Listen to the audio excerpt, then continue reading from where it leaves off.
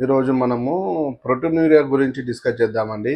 ఈ ప్రోటీనూరియా అంటే ఏంటి అంటే మెయిన్‌గా మన మూత్రంలో ప్రోటీన్ అనేది వెళ్తుంటదండి. ఈ ప్రోటీన్ ఎందుకు వెళ్తుంది మూత్రంలో? మెయిన్‌గా తెలుసుకుంటే మనకు కొన్ని సందర్భాల్లో ఏమవుతదంటే కిడ్నీలో వడకట్టే తనం అనేది తగ్గిపోతుంది. ఎందుకు అంటే గ్లోమరులో ఫిల్ట్రైటిస్ అంటాం.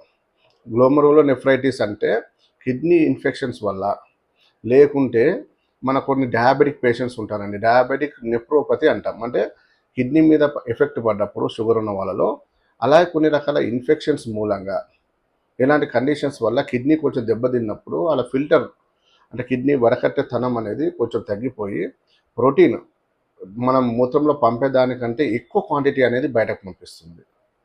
అంటే నార్మల్గా ప్రోటీన్ ఎంత 150 ml వరకు మనం బయటకు పంపిస్తుంది మూత్రం ద్వారా మన బాడీలో. కానీ అంతకంటే ఎక్కువ క్వాంటిటీ ఆఫ్ ప్రోటీన్స్ మన బయటకు వెళ్ళిపోతుంటాయి.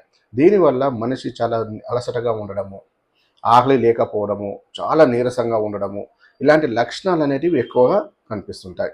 మళ్ళీ వీటికి ఏంటంటే మనకు ఇది ఇలానే ప్రోటీన్స్ అనేది కంటిన్యూగా వెళ్తున్నాయి అంటే మాత్రం ఖచ్చితంగా వాళ్ళ కిడ్నీ పాడయ్యే అవకాశాలు ఉంటాయి. కాబట్టి వాళ్ళ కంప్లీట్ యూరిన్ ఎగ్జామినేషన్ ఒకటి, మైక్రో ఆల్బమిన్ టెస్ట్ అనేది ఒకటి చేయించుకోవాలండి. అలాగే మనం హోమియోపతి మందులు వాడినట్లయితే కనుక వాళ్ళకి మంచి ఫలితం లభిస్తుంది.